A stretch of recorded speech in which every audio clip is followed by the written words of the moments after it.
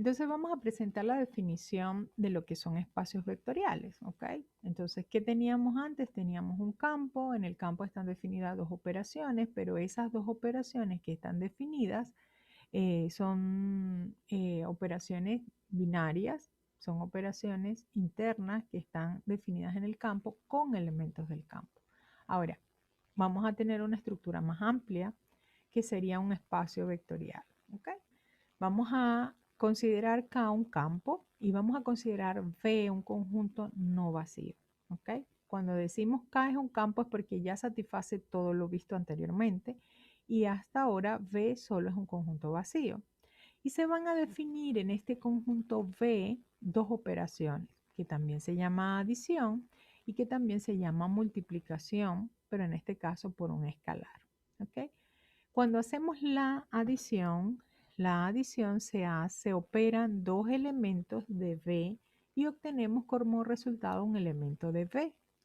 Mientras que cuando hacemos la multiplicación por un escalar, si se fijan, nosotros vamos a multiplicar un elemento que está en el campo por un elemento que está en el conjunto no vacío que me están dando y obtengo un elemento en ese conjunto V. ¿Ok? Entonces, aquí la multiplicación no es entre elementos de V, sino un elemento del campo multiplicado por un elemento que está en V. Y el resultado se encuentra en el conjunto V. ¿Está bien? Definimos eso y ese conjunto V conjuntamente con esa operación de adición y multiplicación por un escalar se va a llamar un espacio vectorial sobre el campo si satisface las siguientes condiciones. La primera condición es que la adición es conmutativa. ¿Okay? Ahí no hay mucha diferencia, sigue siendo la misma propiedad que teníamos en el campo. La adición también es asociativa. Bien, tenemos. Existe un elemento que está en V de tal forma que se le llama cero o vector nulo, con la propiedad de que al sumar cualquier elemento de V con ese elemento, entonces obtenemos V. ¿Okay? El elemento neutro o el cero para la adición, vector nulo. Además, para cualquier elemento que esté en V, siempre va a existir un elemento que también está en V, que se llama inverso aditivo de V, con la propiedad que al sumar V con ese elemento me va a dar el elemento neutro para la adición. Y aquí seguimos estando de forma similar a como lo hacíamos en el campo. Además, con respecto a la multiplicación, tenemos lambda multiplicado por la suma de dos elementos de P va a ser igual a lambda por la multiplicación del primer elemento más lambda por la multiplicación del segundo. Y eso se debe cumplir para todo lambda que está en el campo y U y V que se encuentran en V. ¿Ok?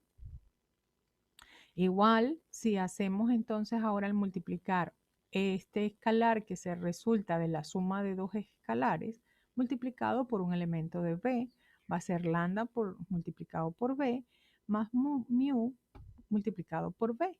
Todo eso para lambda y mu que son escalares o están en el campo y V que se encuentra en el conjunto V. ¿Okay? Además, el producto satisface la propiedad que si obtenemos el producto de dos elementos que están en el campo y a él como escalar lo multiplicamos por V, eso sería igual a multiplicar lambda por el resultado del elemento que está en V que se obtiene al multiplicar mu por V. Bien. Y para todo elemento que está en V, se tiene que 1 por V es igual a V. Y este 1 que está aquí es el 1, el elemento identidad para la multiplicación del campo. Bien. ¿Preguntas? O sea, si nosotros tenemos V va a ser un espacio vectorial, tenemos que tener presente que V tiene que ser un conjunto no vacío, tener definidas dos operaciones y esas operaciones cumplir con todas estas propiedades. Bien. Algunas observaciones. Los elementos de V son llamados vectores, mientras que los elementos del campo son llamados escalares. Entonces, para diferenciar, vamos a decir, cuando hablamos de elementos de V, los llamamos vectores y a los del campo los llamamos escalares. Es importante que nosotros tengamos presente que el conjunto V tiene que ser un conjunto no vacío. ¿Okay? Hay muchas formas para denotar cómo sería un espacio vectorial. Para el espacio vectorial necesitamos el conjunto V, necesitamos tener claros cuál es el campo y cuáles son las operaciones. Así que en muchos casos se utiliza esta notación o sencillamente se utiliza esta notación para decir quién es el conjunto, quién es el campo y se sobreentiende o se tienen claro cuáles son las operaciones. Pero siempre, siempre, siempre tenemos que tener claro cuáles son esos 4 elementos independientemente de la forma que se haga. Si se tiene claro, por ejemplo, cuál es el campo, nosotros podríamos decir sea V un espacio vectorial definido sobre tal campo. Pero independientemente cuál se utilice, entonces nosotros tenemos que tener claro las 4 componentes principales, por decirlo de alguna forma, de ese espacio vectorial.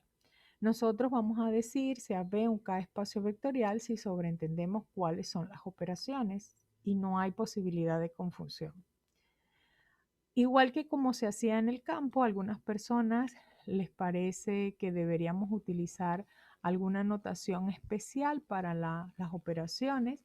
Sin embargo, no es estrictamente necesario. Nosotros seguiremos utilizando las usuales para la operación adición y la multiplicación, a menos que haya posibilidad de confundirse con alguna operación clásica del espacio donde estemos considerando.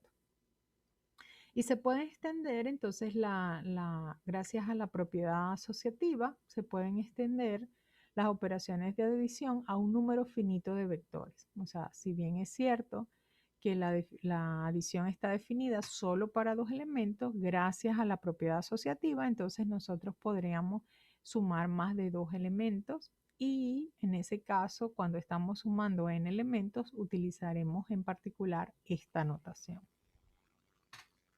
Bien, cuando el campo sea el espacio, sean los números reales con las operaciones usuales, entonces nosotros vamos a decir que estamos en un R espacio vectorial o un espacio vectorial real, o en el caso en que K sea el conjunto de los números complejos, entonces nosotros vamos a hablar de espacios vectoriales complejos o C espacios vectoriales.